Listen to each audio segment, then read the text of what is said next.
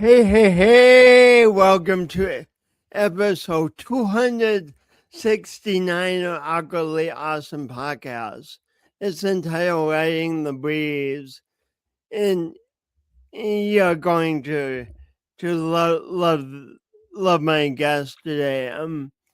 She really makes me think about how sometimes we think we need certain things in a certain order to to be happy, like yeah, we just put all sorts of demands on what we need to be happy, but do we really need those things to be happy, or can we just undertake the the adventure of our lives and itch our nose and be happy? So I'm excited to bring her on, but first this.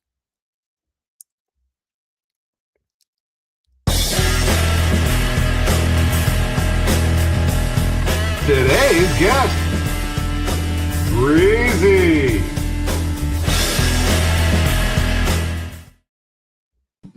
Hey, hey, Breezy, welcome to Awkwardly Awesome Podcast. Thank you, Jason. It's so good to be here. Oh, it's an honor to be talking with you.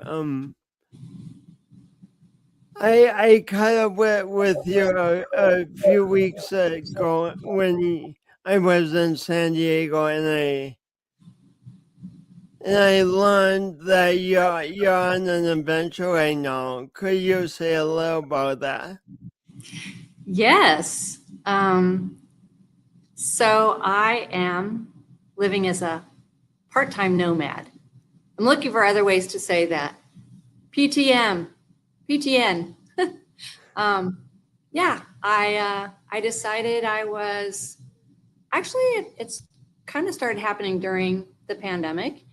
Was just nesting into my home and have a beautiful home, but it was getting almost too comfortable. And I wasn't getting out and doing things in the world. And so I decided to put it up for rent 6 months out of the year and spend that 6 months gallivanting around the US and the world. No, part of that sounds really fun to me. Like we humans love adventure, but we also love being comfortable in our homes. Please talk about what you mean when you say you felt like you were getting almost too comfortable.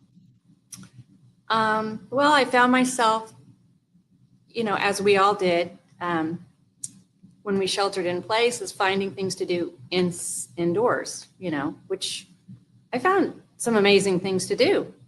Crafting, home improvement, podcasts such as yours, all kinds of things online to do. I really was pretty productive. I taught myself how to day trade and Wow. books. Yeah.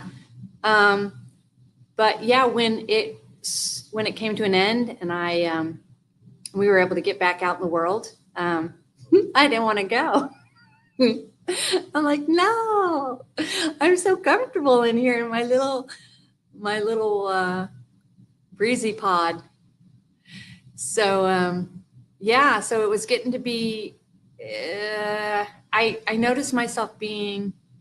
I used to be a yes always, and I noticed myself being a no. People would invite me to do stuff, or I think about things I wanted to do. I go,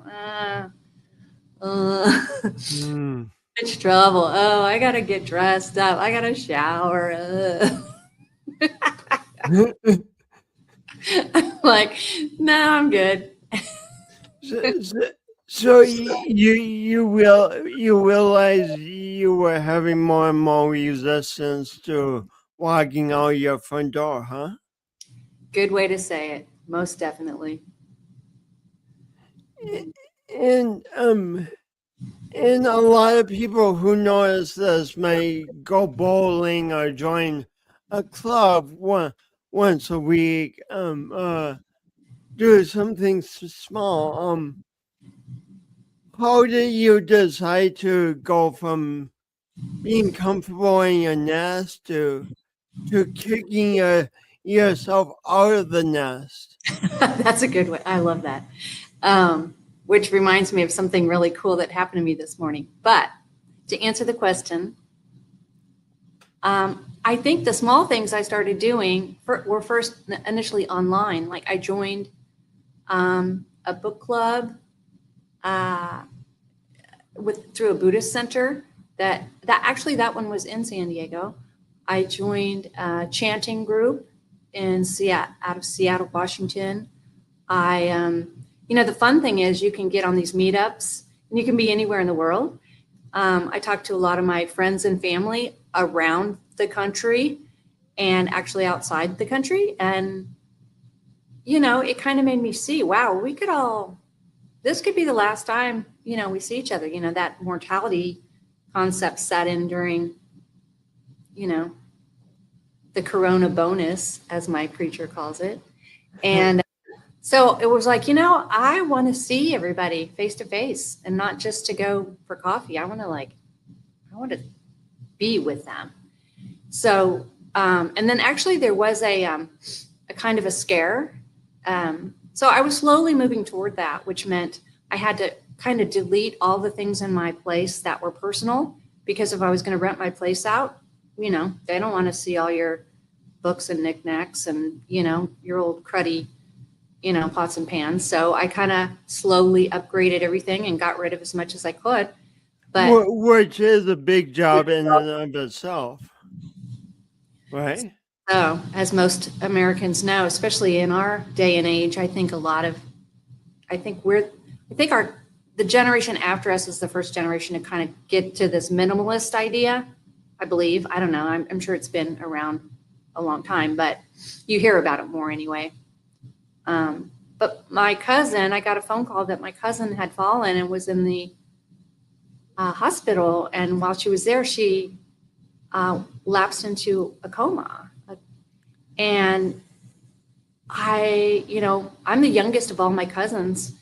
And I thought, oh no, and she's in Kansas City. So the idea of never seeing her again, I was like, no, I need to see everybody. So that was the reality, kind of that in your face sort of thing that, has you go, I'm doing this.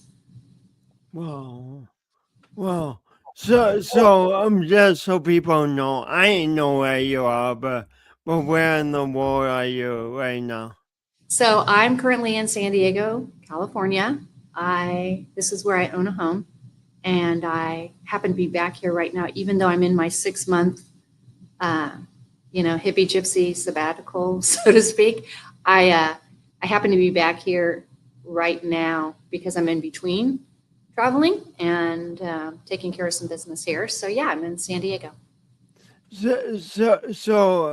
So you got this the like a wake up call that none of us want to get that.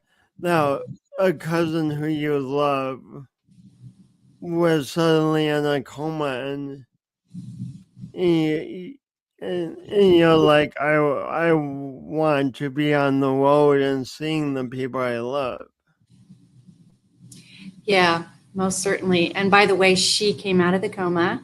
I got to spend a couple weeks with her, and now we have plans to travel to Philadelphia to see an aunt in the summertime. So your cousin who was in the coma came out of the coma and is doing well. Yes, yeah, Wow, that's a very big deal. it's huge. Yeah. That And wow. when I went So last year, which was, I call myself being on tour when I'm doing my 6 months. I love it. So my first tour, I went to Kansas City because that's where most of my family lives and friends. I grew up there. And so, yeah, I not only got to spend time with her, but all of her siblings and their partners and kids and things like that. So that was amazing. I love them. I mean, we grew up playing together and being silly, fun, just loving on each other when we were kids. And now we're, middle-aged and up, and we all have lives, and it's neat to be friends as adults. How much time did you spend in Kansas City on that trip? Uh, 4 months. So, like, if you had been home all year, you might have gone to Kansas City for a week or two weeks. Instead, you got 4 months with these people you deeply love. Mm-hmm. Wow. Yep. I packed a bag and a sleeping bag and a pillow and a cooler and, my devices and jumped in the car and I drove to Kansas City, which is, gosh, 1,600 miles. Yeah. Do you have an RV or something to sleep in? Or how do you handle that? A Prius. A Prius. Prius, yeah, it's a wagon, I guess they call it. It's not like the good old fashioned days when you have a station wagon, but I've since connected with communities of people that are on the road. There's an alliance called the Home on Wheels Alliance, That's and amazing. a few people that travel in their Prius. It's an interesting concept. I would think that there's a lot of everything, but the Prius people kind of like, oh, you're in a Prius too. Like, I mean, it's not necessarily my big like dream to travel in a Prius, but it actually works just fine, believe it or not. Is there a name for people who travel in the Priuses? No, but we should come up with one. I wish I would have showed it to you when we were at the park when we met for laughter yoga that day. I could have shown you how it works because it's pretty nifty. But anyway, Oh, so you went from living in a fairly or in a big space to living in an extremely small space. How did that process excite your creative, or what did you have to create in order to successfully live in a Prius? um, well, just to be clear, since I am a lot of the times going to see people that I know, I've offered to help them with projects. Hmm. There would likely be an opportunity where we might be, cleaning out their office or cleaning out their spare bedroom or cleaning out their basement or their garage. And so it might take a week or it might take several days. And in that case, on occasion, people invite me to stay with them.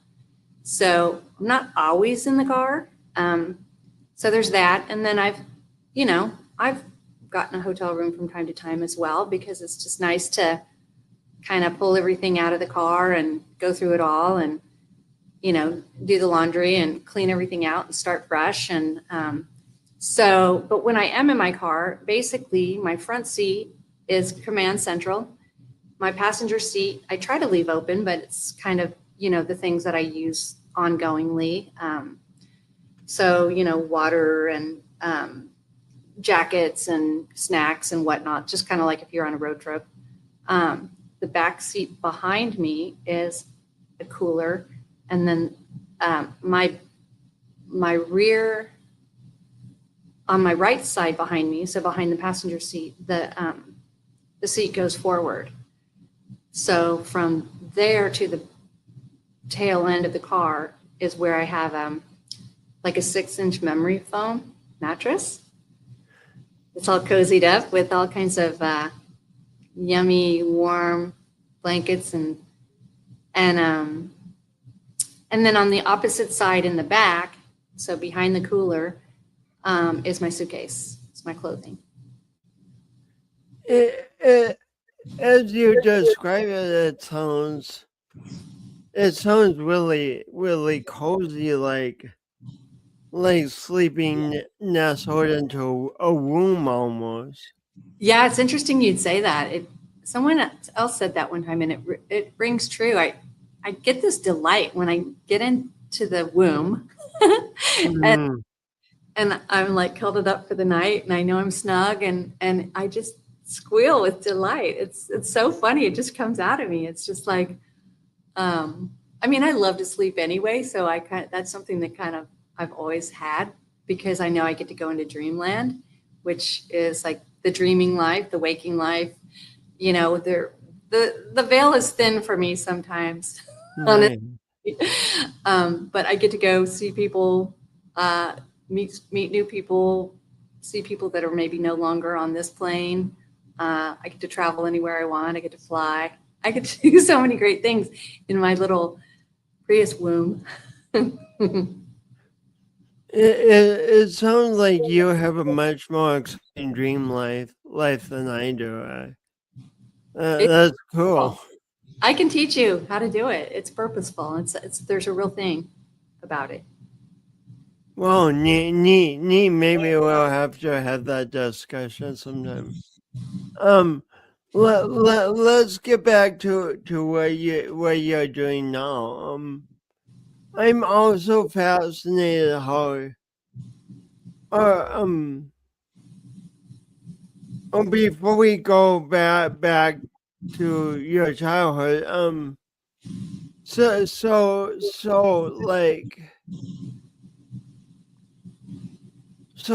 like when I met you for laughter yoga the other week, you introduced yourself as Breezy, and I had known you since 2015 or whatever as Briana. Did you just forget how to spell your name, or what happened? My brains blew away. Like, what's my name? I don't know. it, it blew away in the breeze, huh?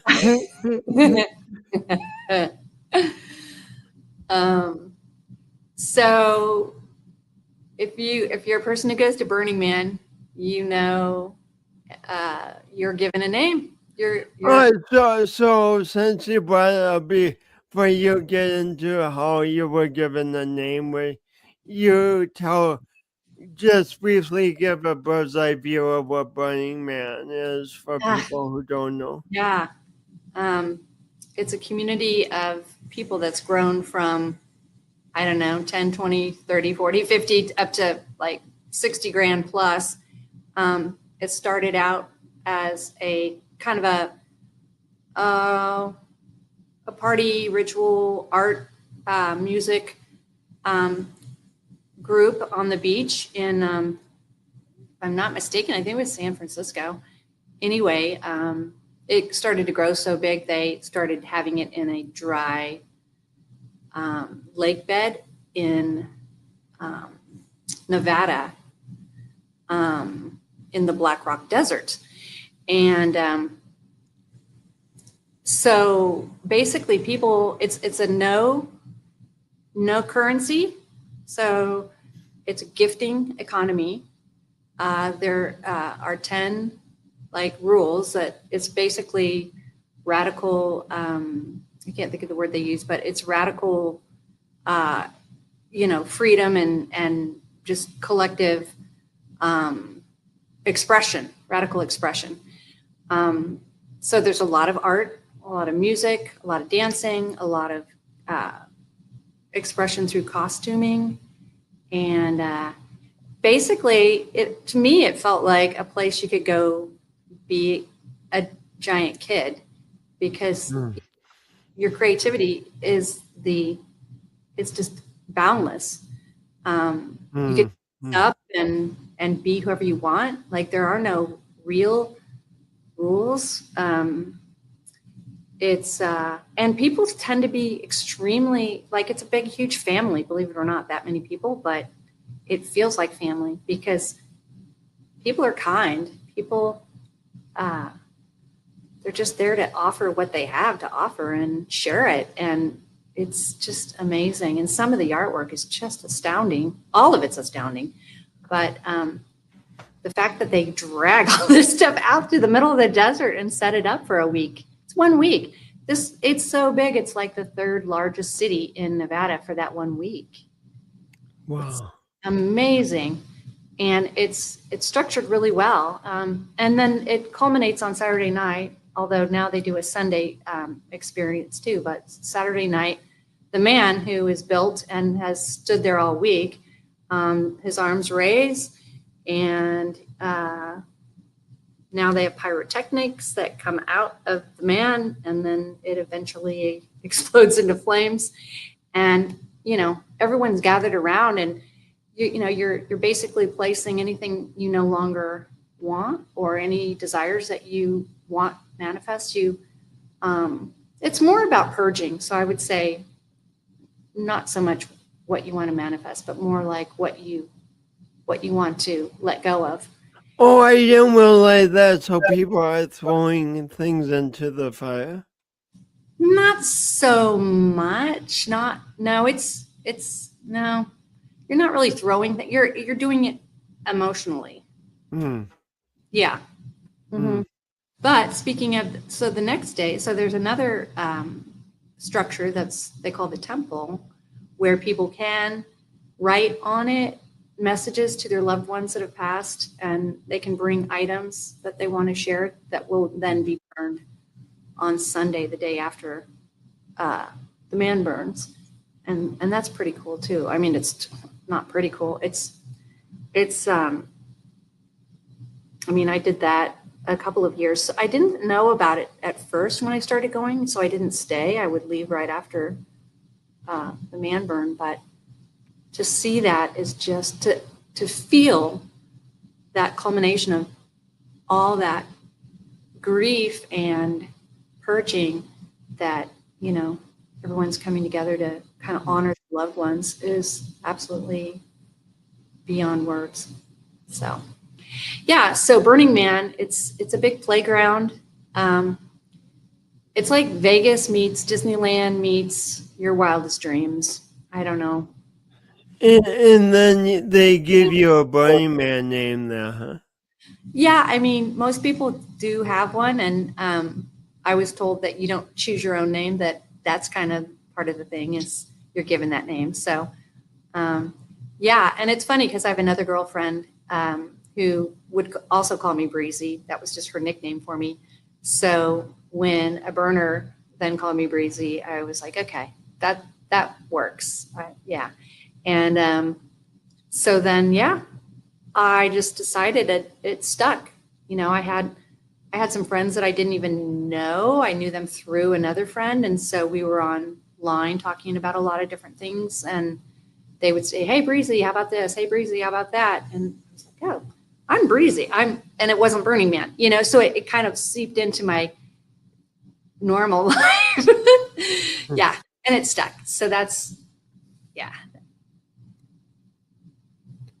A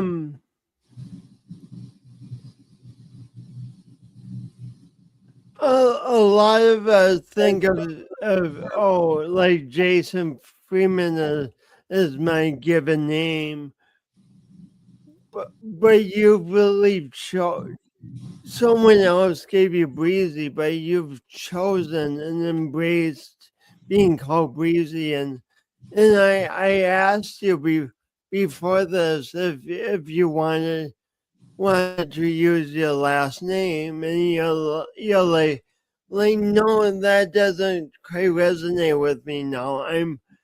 and then wanted to be clever and call you Breezy Day in the written materials, or you had a last name, and you're like, no, please just Breezy. Could you please talk a little about because I sense a clarity in the confidence and being able to say I'm just Breezy. Could you talk a little bit about that? I mean, it's funny. No one's asked me that until you did. So I never really considered it. But when you did ask me, so my name on my social security card is my married name, and I'm no longer married. And then, so there's my maiden name, which I go by on social media. And I mean, my parents are gone. I mean, I have two siblings that still have that last name, but it's not like we have a business together or, like it comes up a lot or anything. Um, it's kind of like your middle name. Like, how often do you really use your middle name? It was given to you, and there was a reason for that. But whether you need to use it or not, I mean, some people do. But and obviously I haven't legally changed my name to Breezy. So it's not like I deny my other name or names. But it's so you could call it a nickname, but yeah. It occurs to me that it's part of you as part of presenting yourself with confidence and in the way you want to present yourself and be known. And speaking of that, you've been a brilliant photographer, portrait photographer of people, and then you're also a face painter and a body artist. What has it been like helping people throughout your career present themselves powerfully? Great question. Um, it isn't anything that I knew would be something that would actually be an outcome of having those careers, but I just started to notice it. And I think the first time I noticed it was when I moved to San Diego. One of the places I worked was back then there was no online dating yet, and there was a company called Great Expectations. And Mm. I was the photographer and videographer for the clients that would come in. I meet them. Well, they would already have been met and signed up and whatnot, but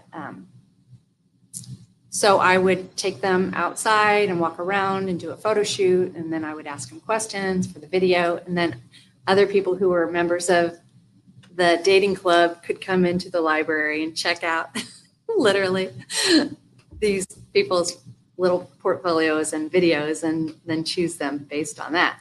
So one thing that I noticed is, a lot of times, I mean, not so much on online dating today, but then most of the people were older. Maybe they'd been married and divorced or widowed or what have you. And so they didn't really have a way to get out and meet people, or they weren't successful with that. So they were using these services. And so many times they would be like, man, these pictures are great. Like, can I buy these? And it wasn't set up for that. I mean, I'd already been shooting portraits for a good 10 years prior, but it was interesting because they're like, I haven't had a great picture of myself since my wedding, or since, I graduated college or graduated high school, or, something like that. And so I went to the boss and I said, hey, people are wanting to purchase these.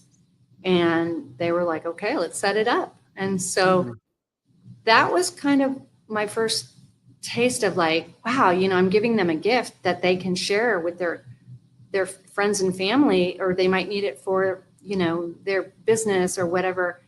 And I was like, oh, how cool is that? That, I just skill, talent, whatever you want to call it, but to be able to capture people with their true essence. I guess, even though it's posed and, the lighting and the background and the, all that, I try to, I spend the good part of the session just getting to know the person, or just joking around with them, or kind of seeing, what excites them. And then I know how to kind of get in there and say or do the right thing, that they get that real smile. It's not like, hey, smile, it's like they're actually smiling. So I think that's why they like their portraits so much. And then because of that, they're like, hey, wow, look at me, 9 times out of 10. I mean, some people are never going to be happy with the way they look on pictures. It's just a thing. But so yeah, there's that. And then it also bleeds over into the body art thing, because people get to see themselves as a persona or a wild animal or a superhero or whatever it might be. And, a lot of times I try not to let them see themselves until it's complete. And then when I show it to them, I just love that moment, because they just go, wow. And then they become that character, they're either like, like tough, or they're like wild, or they're like, sultry, or whatever it is. They just like turn into it. And I usually follow them out to their car because that's one of my favorite parts of it, is like, if that's the situation where I'm photographing them in the studio, or, painting them and then photographing them quickly in the studio. If they, sometimes they actually purchase a photo shoot as well, which of course then you can really play with that, become the character thing. But yeah, it's beautiful. I think people long to, well, it's kind of like awkwardly awesome. Like, we don't see ourselves like other people see us. And there's that kind of built in, like, oh God, do I look okay? Oh, I got to remember to, oh, how's my hair? Oh, my posture sucks. All these things that we think about ourselves, that, the minute you see yourself shining and really being authentic, or being another type of authentic, which is, this character you want to be, it brings out this inner beauty, this inner persona. I know I said that, but it's kind of like what they say in the communication course at Landmark. It's unbridled self-expression. It's, you don't even know where you're going to go from there. That's why I always like touching base with people, especially around Halloween, because that's usually the most dramatic type of body painting, face and body art that I do, is I like touching in with them a couple days later and go, how was it? And they're like, oh my God, so many people wanted to take pictures with me, And so, think about that. Like, you're a regular guy one day, and the next day, everyone's stopping you. Just, oh, can I get my picture with you? Like, you're famous or something, So yeah. How cool is that? Right? Yeah. So how would you explain body painting to someone who doesn't know much about Well, it? imagine yourself putting a costume on, but there's no fabric. It's painted on you. It could be a swimsuit. It could be a full Superman, leotard with the big S. It could be, like if you imagine a skin tight leotard that's like a zebra or a, cheetah, and interestingly enough, that is the name of my business, Skin Tight, because it's like that. It's like you're wearing a skin tight suit. But it's painted. It's all paint.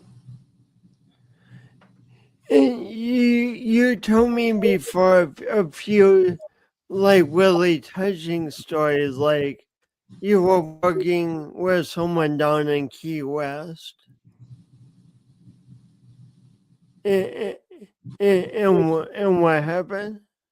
Well, her friend was getting painted, and so I just assumed she was going to be next in line. And so I'm like, "What are you going to be?" And she's like, "Oh, I could never do that." I'm like, "What do you mean?" Come on, I just thought she was being shy, but everybody was doing it. They have this whole week in Key West. It's like body paint festival week. And so everybody's running around with body paint. And she was like, "Well, I have birthmarks all over my body." And, maybe it was even I don't know, kind of that thing Michael Jackson had. I don't know the name of it, but it was something where the melanin in her skin was very uneven and she was very self-conscious about it. And I'm like, "Come on, I'll work around it. I'll make it into the design. Like, let's just do this. Come on, And I talked her into it. And oh my gosh, when she saw herself and she was able to feel normal as this creative piece of artwork, if that makes sense, she'd start crying. She was like, Hmm. idea, how comfortable I feel in my skin right now. Like, this is the first time. So, yeah. And that's huge. And then I'm kind of pausing because I just remember that I'm supposed to be uploading something. So Oh, you can tell this next story slowly, but then you were telling me about another woman. She called me. She wanted to know if I did temporary tattoos, which I do. And it's the makeup that I use for that. It's a alcohol-based makeup that stays on the skin for several days. If you take good care of it, it can last up to a week or more. And yeah, she wanted to. She was going on. She's going to Mexico to celebrate her anniversary with her husband, and she was going to be wearing a lot of strapless dresses and sundresses and her swimsuit, and she wanted to cover up some scars that she had from a skin issue that she had suffered from that left her scarred on her chest and neck and shoulders. And so she sent me a photo, and I was like, "Oh, I've got a great idea," And from that, because they were kind of little spots, she had little, I don't know, wounds or boils or whatnot that left circular lack of pigment. So we did what's called a cherry blossom. Oh yeah, there she is. So the top right one is, the way her that's the picture that she sent me, and then that's the two at the bottom. She came in once and we did sort of a dry run, so to speak, and that was the one I came up with. And then she loved it, but then she wanted to tighten it up a little bit and have it be a little bit more artful, I guess. So the top left one is the one that she finally did right before she left to go on her anniversary trip with her husband to Mexico. So yeah, pretty cool, right? Yeah, really cool. Yeah, she even thought she might end up getting that tattooed. Kind of extreme, but you know what? If you're that self-conscious about the way your skin looks, you might as well, rather than trying to hide it, you could draw attention and make it something else. So yeah. So you said you with her you did a dry run, Uh, A little. right? What? Yeah, we did it like to see because she wanted to make sure she liked it before she did it for her trip. So yeah. But so with body painting, what if you make a mistake when Well, you're we did it body like a painting? week prior. We did it a week or two prior to the actual trip. So then we did the one for the trip like the day before. But yeah, good question though. But in this case, I didn't like do the dry run, take it off, and then do the next one. There was, some time in between. But so you can use alcohol on like a Q-tip and go in and kind of like you would an eraser in a drawing and just take away the mistake. Or, you can layer another thing on top of it to sort of camouflage it. It's kind of like in drawing and painting. There are no real mistakes. I mean, you could paint over it and start over, but you kind of make that into something else. That's the sort of artistic, creative process, I think, a lot of times. Obviously, if you're doing something very graphic or linear, kind of like this shirt, if you made a mistake, it would probably be obvious. So in that case, I might just paint it white again and then start over or something. But you can erase it with alcohol or water, depending on what type of makeup you're using. So, yeah. So, I mean, this is a big deal, and I talk about it a lot in what I do, because I think so many of us get terrified sometimes of making a mistake. I did a lot at first, for sure. I practiced a lot. I went to a lot of conventions. I met a lot of people who were, professional body painters or face painters for years. And, I learned by doing. And also, I think, it's one thing if you're in your studio and you're painting on a canvas and you make a mistake, then you kind of go, oh man, and then you fix it. But when you're doing it on someone's skin right there, and they're being vulnerable enough to lend you their skin as your canvas, and you mess up, you can't really go, oh man, I messed up. Well, you could, but that wouldn't be very professional. It certainly wouldn't instill any confidence in them that, because then they're going to be looking for that. Where was that part where you messed up?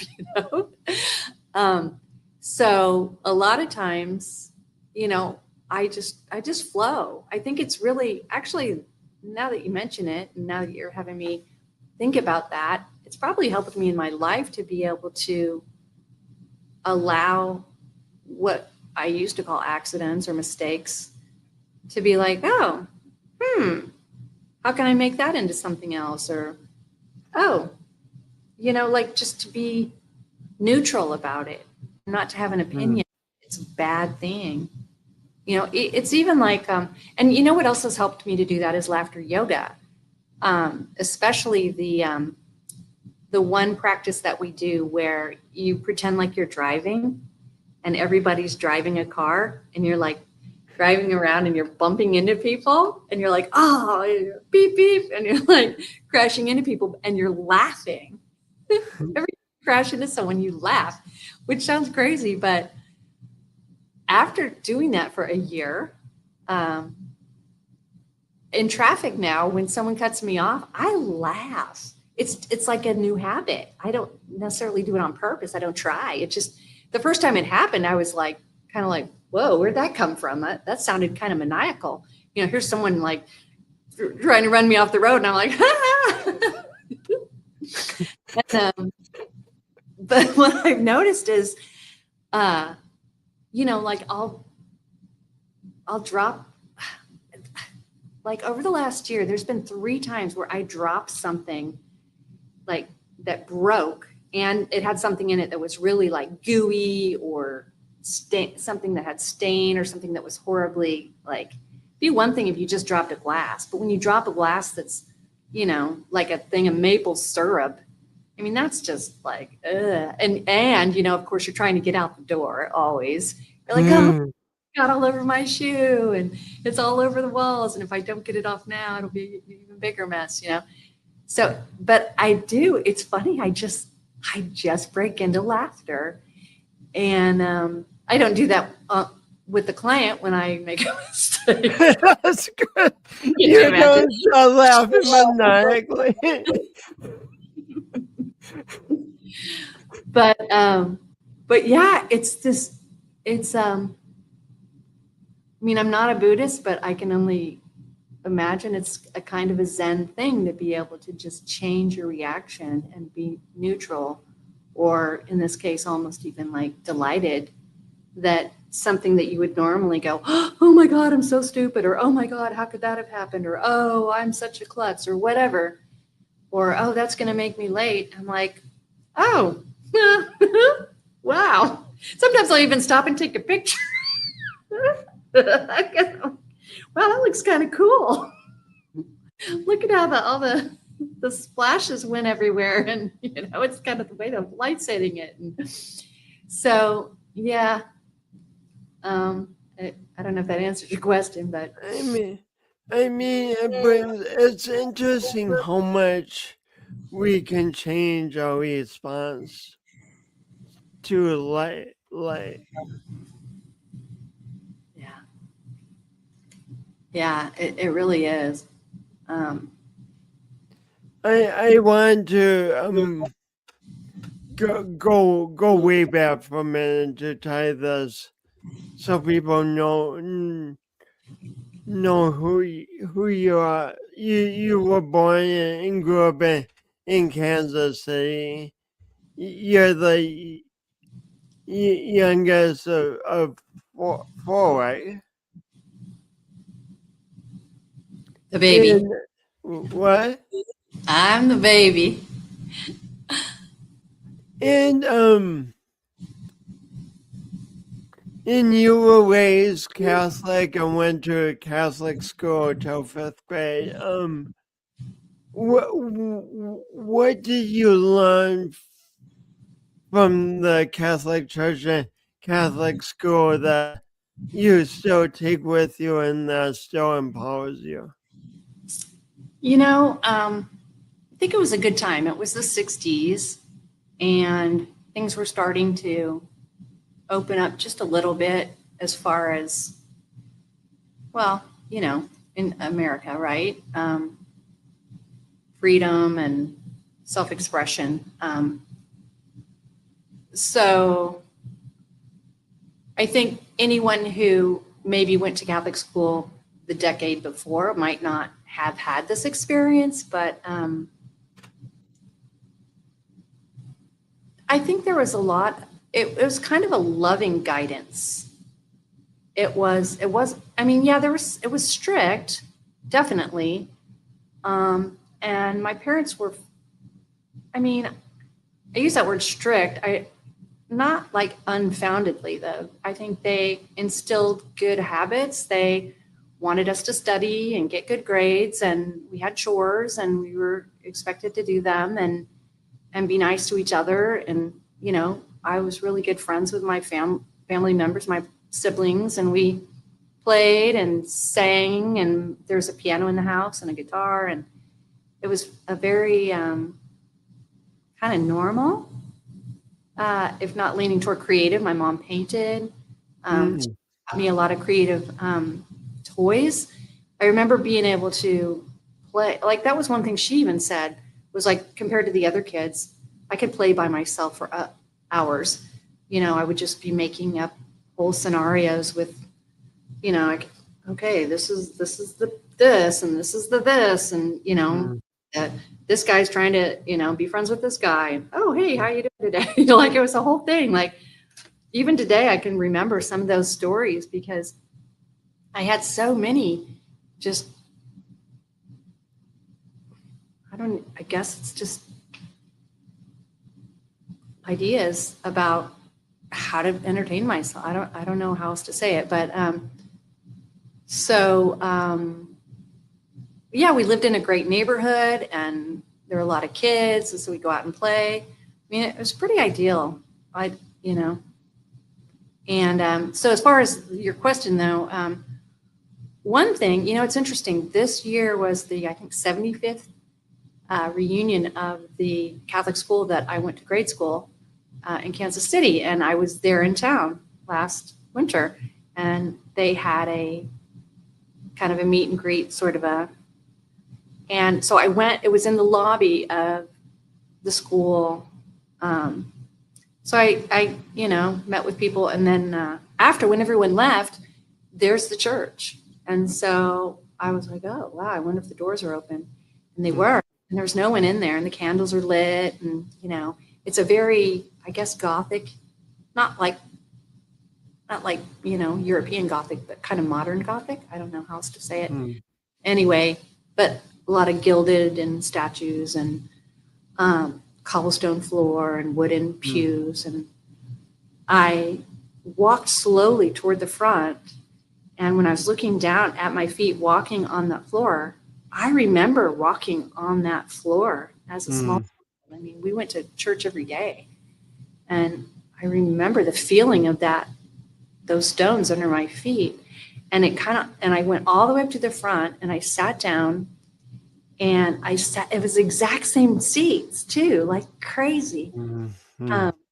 And I felt myself kind of welling up with this like devotion. I looked up, and there's the altar, and it's big slabs of black and white checked marble on the ground, and then all these beautiful Gothic alcoves with statues of Mary and Joseph and Jesus, and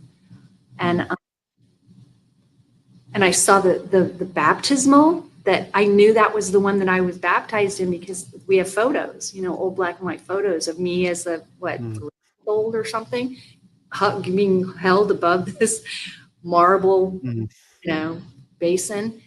And I remember just being a kid and kneeling down with my hands folded and looking up and just knowing, because what we were taught was that there's this essence, that's God, that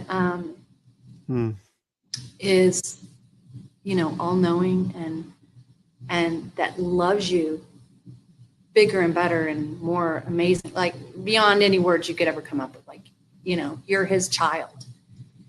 And it just all came flooding back to me. And I was like, wow, if it hadn't been for that, I don't think I would have faith today.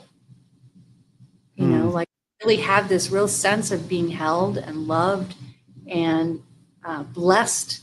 My life, just the ability to be able to create something and have it come to fruition, or watch it turn into whatever it wants to turn into. Like, that is an aspect of God that I create outwardly as being, a child of God.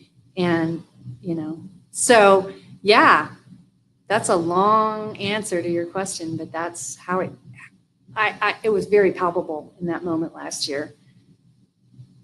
Sounds like just a very beautiful, sacred moment. Wow. Then you went to college for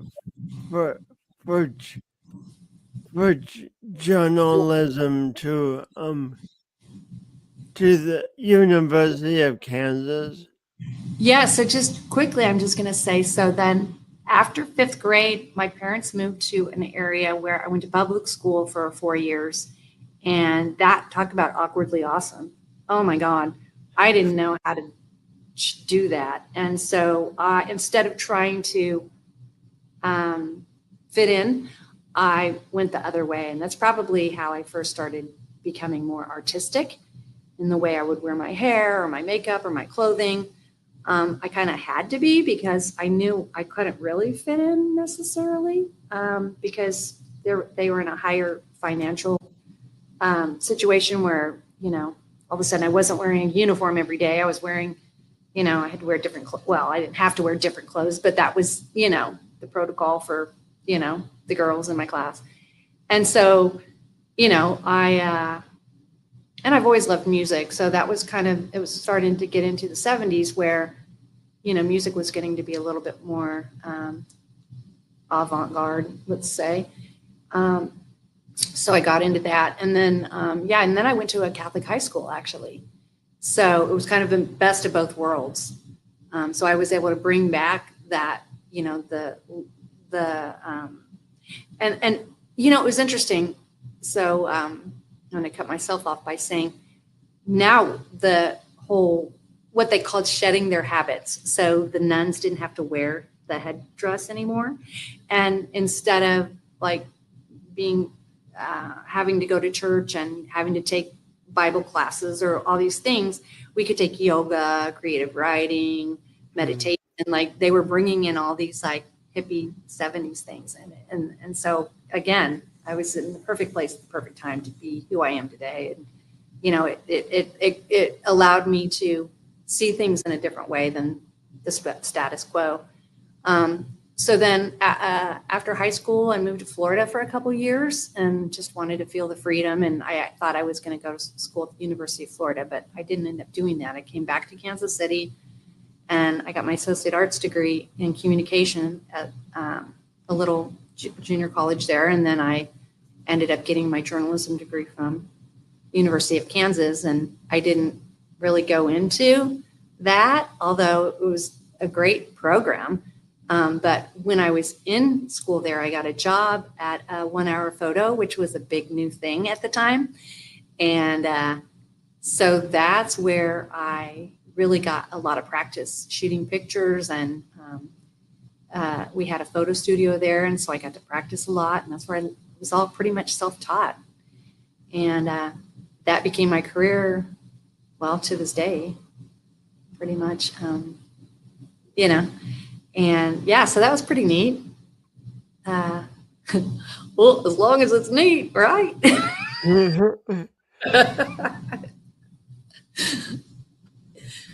So,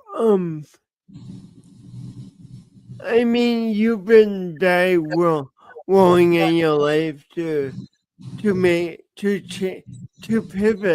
and to pivot when you wanted to, like, you worked on a journalism degree and got that, but you realized you didn't want to work to do that kind of work, so then you pivoted. What would you say for people who kind of want to pivot in their life, but are scared of the unknown of pivoting? Well, I mean, for me, I didn't know that I was pivoting on purpose. Honestly, it was one of those like follow your heart thing, follow your passion. There's a gentleman called Daryl Anka, or wait, that's not his, is that his name? I think so. He channels this presence called Bashar, and he came up with this thing called the excitement formula.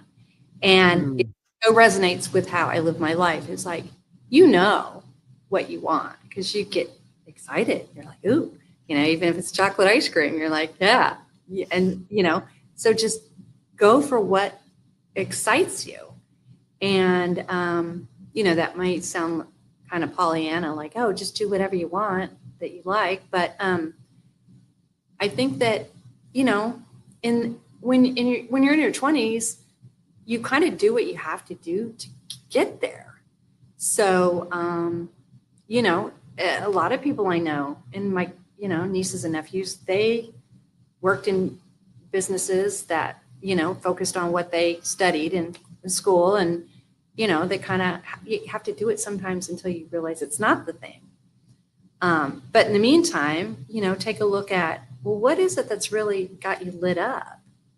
You know, and so I just kept following that. And, you know, like I said, it just showed up kind of on its own. Like, wow, people are really, like, there's a thing that I heard that I think is really beautiful. When you're wondering what it is that is your passion, ask, what do people always say I'm good at? Or what do people really get excited when they see the results of something I've done? You know, like they say, oh, you know, you're really good at putting people together, like connecting people. Like you're really good at throwing parties. You're really good at cooking. You know, you might not think, oh, wow, you know, here I have a law degree, but I really love to cook. Well, you know, maybe you thought you wanted to be an attorney, but maybe you really would be happier as a chef. So you have to kind of look and see, well, you know, what was your motivation originally? And, you know, I don't know. So I think that's part of it. When you're younger, you're kind of push sometimes into things because you think you have to, and you think you have to make the money and, get the house and the car and, all the trappings. And now one of the things I do to help people get free in life is to help them get rid of all those trappings. And so it's like they thought they wanted them and they went out and bought them all. And now they're like, yeah, this stuff doesn't bring me joy, So, but some people still do. It's fine. There's maximalism too. It's got, and some people love their things and that's great. But I think there's a place where you start to realize that you don't need them. You don't need to buy something. You need what would really feed your soul is an experience, to travel or to go be with people you love or to, volunteer or work, with animals or whatever it might be that you might not have thought that's your thing that you could do because you have a degree in accounting or whatnot.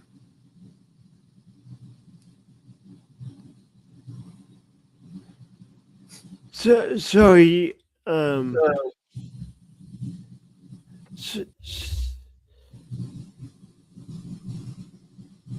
when you talk about buying things and then they don't necessarily bring people joy, what occurred to me is like that person also had to work to buy that thing that they know that is collecting dust, and sometimes maybe they would be happier, like as you say, having an experience instead of the thing. Yeah, it's a little bit daunting to imagine that you spent all that time and effort creating a position for yourself so that you could have all those things and that status and that big house. And then you kind of have to say, yeah, to be able to say, no, that's not it. Like that takes something, like how many people do you know that have done that? Really? I mean, people are starting to do it more and more. That's why the Home on Wheels Alliance is growing so much. Because they're like, I just want to get out and see the world. I want to experience, like I've never seen Yellowstone. That's where I'm going, in 2 months. I'm going, I'd never seen Istanbul. I went there last September,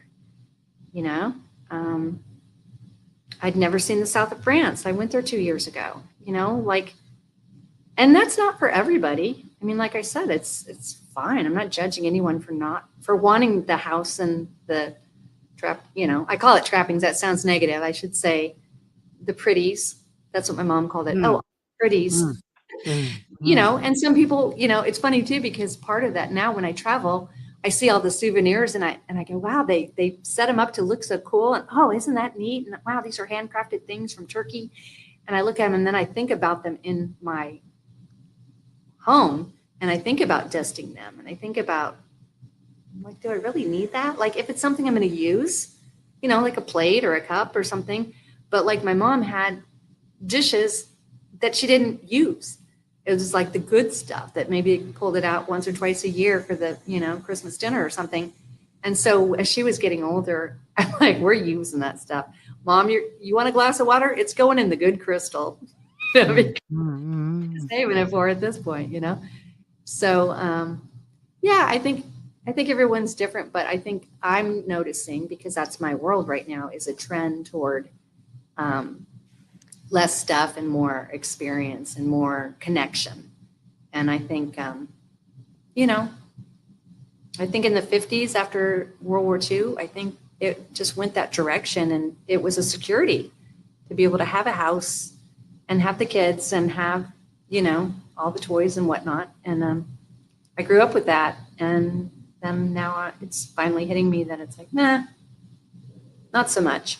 So anyway, if anybody wants help downsizing, that's another thing that I do when I'm out and about, is I love doing it because I don't just come in and take the stuff out. I like sit with people and say, what was this thing? Like, tell me the story. Like, Mm, mm, there's a need to sometimes do that, not with everything, but you're going through stuff and you find a stack of letters from a loved one that passed away or whatever, and then just sit with that person and hold that space to have them you know decide maybe they don't want to get rid of that thing, or if they do, like, well, maybe they just need to talk about it, or have that time to be with that thing one more time before they let it go. So anyway, it's powerful. It's off track. powerful. Yeah, it really is. It really is. For a while there, it was like I was being I had several people in a row that had lost someone, and they needed help going into their house and helping get rid of the things in the person's house. And I did that like 3 clients in a row, and I realized that if you have the time to be able to hear the stories, again, not for everything, but not go through every photograph or whatever, but it's important. It's a part of the process. It's a part of the process. And, I still have things, trust me. I have a closet full of things that I'm holding on to for what? I'm not exactly sure, but I've gotten it down to that. It was probably the equivalent of 3 rooms full of just knickknacks and things. And some of them were my grandparents or my parents or my aunts, uncles, what have you. So yeah.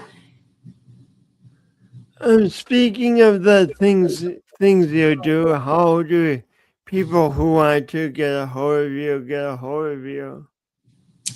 Well, my website is Skin Tight Body Art. So that's a .com. And I also have that on Facebook.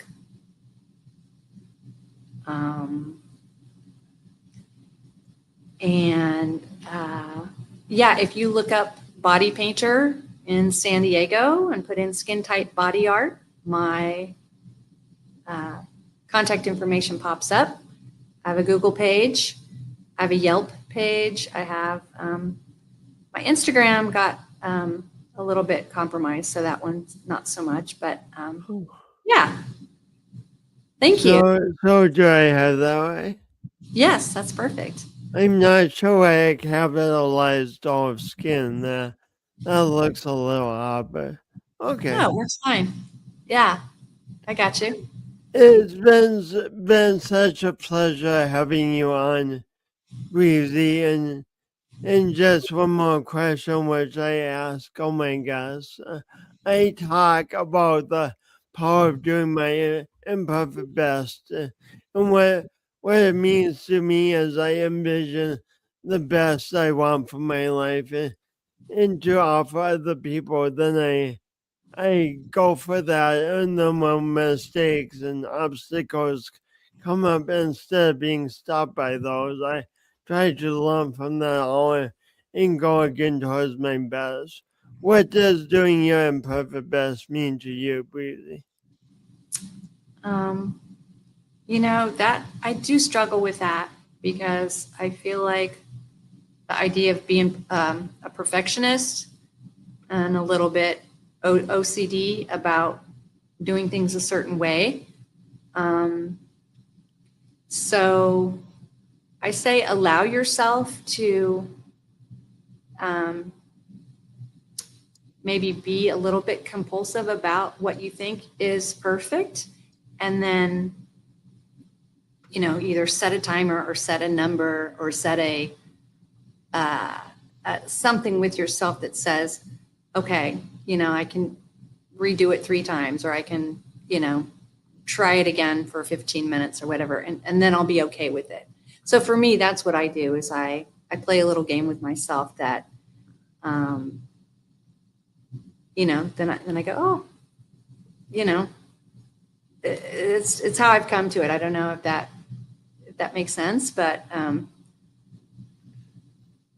I like that. I can try to be make this perfect for 15 minutes so I can try to make this perfect 3 more times, but then I'm going to move on, and I like that idea.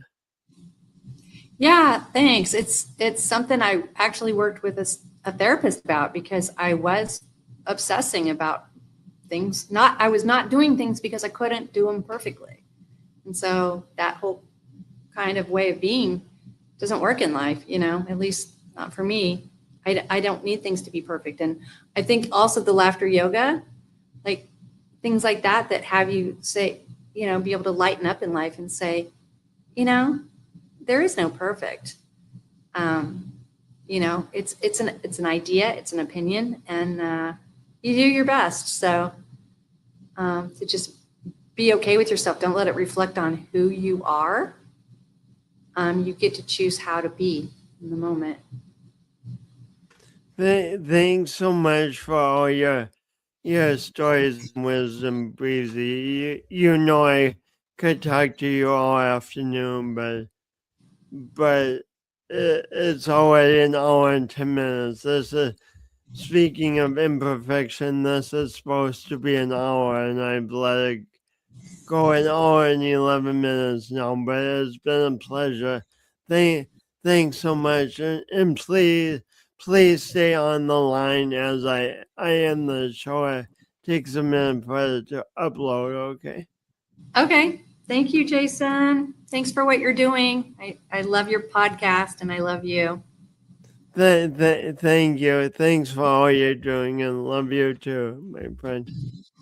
And thank you all for tuning in, and oh, I trust that Breezy's stories in our discussion gave you a lot to think about. I know it did me, and I know I'm inspired. So hopefully, you are too. I mean, I know you're not me, so I can't speak for if you're inspired, but I hope you're inspired.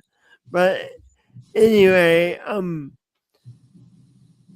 yes, have a great day. Thanks for watching. Tune in next week for another new episode. Unless you're watching this 200 years from now, then I probably won't be doing new episodes. But you can watch a lot of reruns if that's the case. Anyway, have a great day. Talk to you later.